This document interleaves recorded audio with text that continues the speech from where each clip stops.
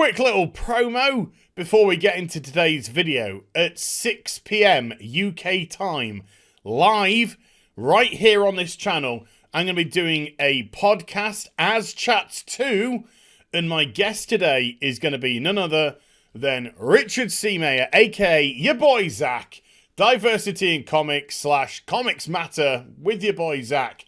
And he is the writer not only of the Jawbreaker series, but also of the Iron Sight series as well.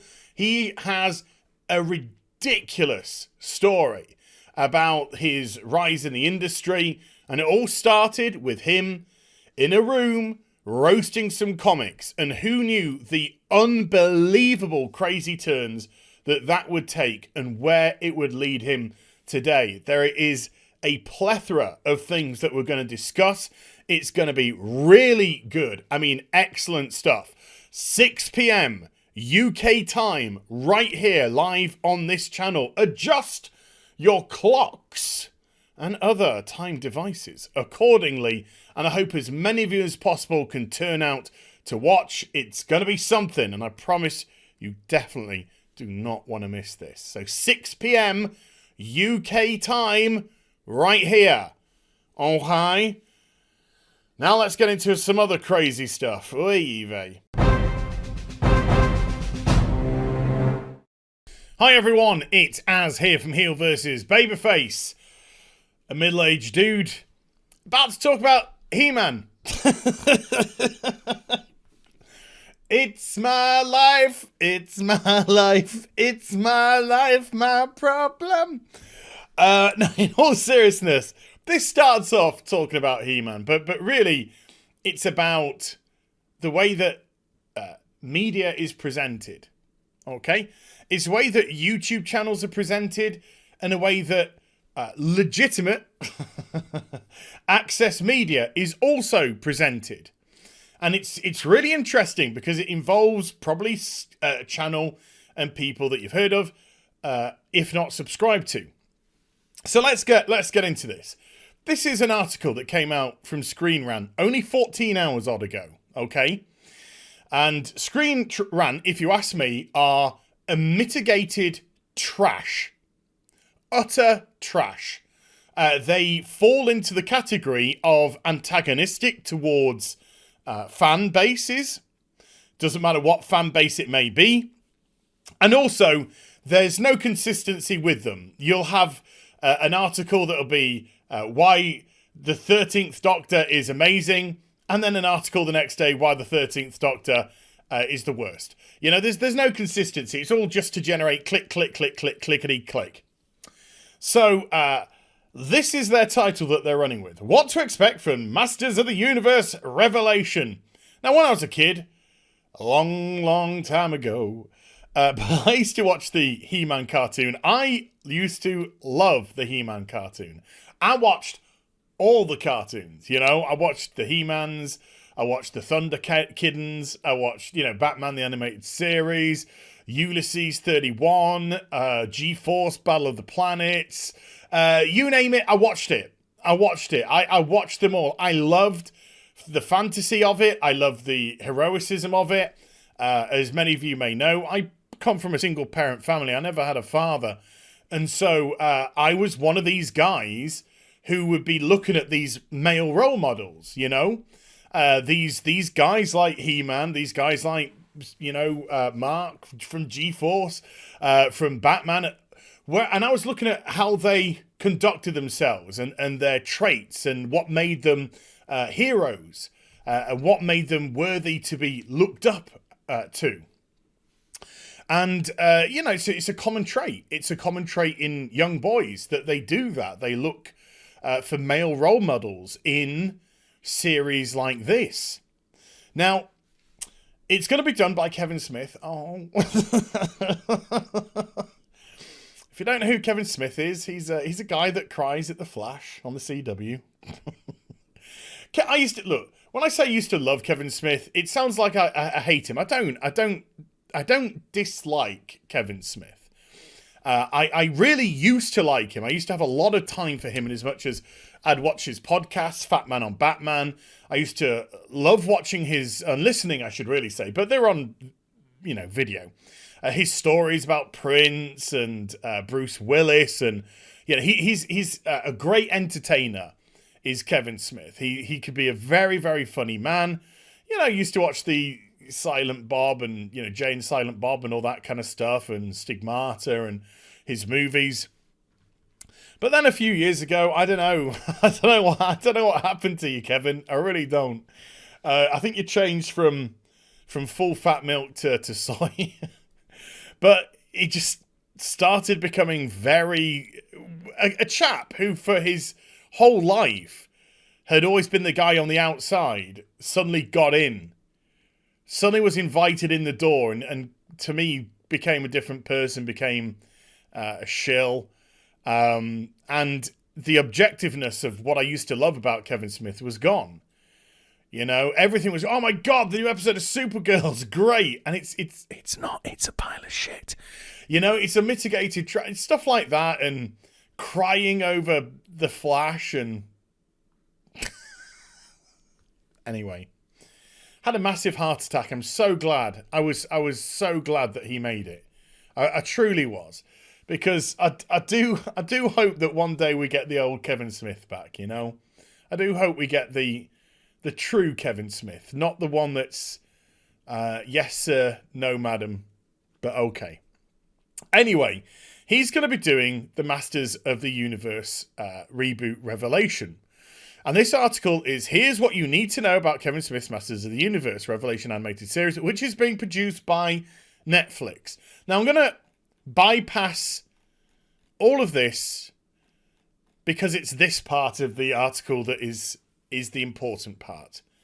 Masters of the Universe Revelation story details. Masters of the Universe Revelation isn't a reboot, but a sequel series, as it will pick up where the original 1980 series left off. I think cartoons have already done that. There was the New Adventures of He-Man, where he actually died and was reborn again, and they went to a different planet other than Eternia and stuff like that. Anyway, one major difference is that though He-Man will certainly be around, he won't be the main protagonist anymore. Instead, the focus will be on Teela. Even so, He-Man should still have a large presence, since the series never did get to explore the final battle between He-Man and his greatest enemy, Skeletor. Smith has teased that this fight could finally be shown. Right. So what is the significance of this? Well, first of all, if you're creating a He-Man Masters of the Universe Revelation series, and you are pitching as if it's the return of He-Man, but you're doing a bait and switch, and it's actually Teela that's going to be the main character and not He-Man, to me, that's disingenuous. You're trying to trick your audience. I don't have anything wrong with the Teela series at all. This is the weird thing that people like me tend to get a lot of clapback from. They're like, oh, you just can't stand strong women. Oh, you just can't handle different stories in comics and all of this shite. No, it's not that at all. I think there is plenty of room within the comic book industry for different stories to be told to different people. What I do take exception to is the way that you take our existing characters and fuck them over to try and tell those stories, and you disrespect them and you try and twist and turn who they are to fit your agenda, because you know that if you attempted to create an original character, they would fail, because the people, for the most part, in the industry right now are garbage. Garbage. Can't write for shit. Have no talent and are there because they tick a box and nothing else.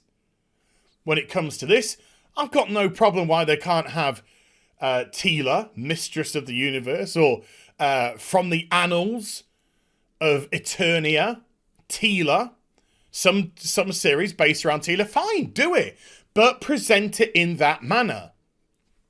But everything that I'm saying right now might be mute. It might be a mute point. Why? Let's just go to this tweet here, okay? And this is a tweet by Clownfish TV from the 11th of March, 2020. So 2.5 months ago. And they post my understanding of Kevin Smith's He-Man series from an alleged insider. And bear in mind, Clownfish TV, they've got some rep behind them. They used to be in the animation industry, the pair of them. They've worked on many different things. So they do have insider contacts. They do get insider information. And they do prove to be a very reliable source. I do watch some of their stuff from time to time. Teela is a better He-Man than Adam. And he steps aside to let her and her girlfriend... Oh, God. Oh, my God. There's going to be no people left in any of these cartoons because they're just going to die out because everyone's gay. The worlds are going to die. Worlds are going to die. There's just going to be no ovary and sperm action. Take over hero duties. If true, this won't play well. And it's got a Skeletor animating going crazy. Now, what's interesting about this tweet? The interesting thing about this tweet is, one, Kevin Smith immediately jumped on it. Now, you'll notice something if I just jump back to this tweet. Nowhere in this tweet are they atting in Kevin Smith. But Kevin Smith finds himself in the thread and stresses, as showrunner, I really could have used these story suggestions before we locked the scripts. However, no. He-Man does no stepping aside and Teela has no girlfriend in our show. The storyline is pretty dark and way metal. He cried at the Flash. Okay, before Revelation, we were calling it End of the Universe. Hey, Kevin, you're selling it to me. But then, he could have left it at that, but then he decided to actually clap back on them.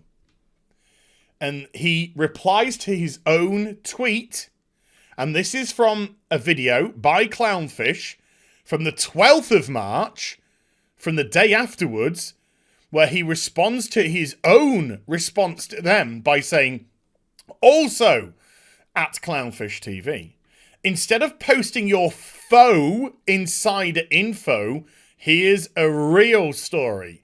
At Mattel made a behind-the-scenes video featuring our actors recording. So a fan took some of Mark and Lena's dialogue. That's Lena Headey, who's going to be one of the actors. I think Mark Hamill as well, voice actors. And spliced them into old Filmation clips. Look. And then he links to it. So it's kind of him giving a little bit of clap. All right? This is 2.5 months ago. This is 14 hours ago. And where is Kevin Smith? Where is Kevin Smith on Twitter now? Where is he? Kevin, I'm bringing you up, Kevin. I'm looking for you, Kevin. Kevin? Mr. Kevin Smith? Nothing. There's nothing from Kevin Smith saying that this article is full of trash. In actual fact, I myself, because this is what it came from, I myself decided to send Kevin a tweet. Hey, Kevin. So this article from Screen Rant published May 27th is wrong, right? Further to what you yourself have said, please could you set them right? Nothing. Nearly a day later and nothing. However, Clownfish, who never even atted him into their tweet, got an immediate clapback and then a further response to put them in their place, saying that their sources were faux, their sources were fake, here's some real news, but the access media, the mainstream media, the media that reports on these things 2.5 months later, says exactly what they said. So who's right and who's wrong, Kevin? Who's right and who's wrong? I'd be interested to find out. I would be interested to find out. Maybe we'll find out. Maybe we won't. Maybe Clownfish and Screen Rant are both wrong. Or maybe Kevin Smith is full of shit. Can we have an answer, please? I guess we're going to have to wait and see. Hope you enjoyed the vid. If you did, do give it a thumbs up and also subscribe to the channel. Follow me on social media and YouTube for live streaming, 6 p.m. UK time tonight. Your boy, Zach. Richard C. Mayer, Diversity in Comics, Comics Matter, right here on the live podcast. And I'll be back with some more stuff. Yeah, that's the word I use. Very soon. You take care. Bye for now.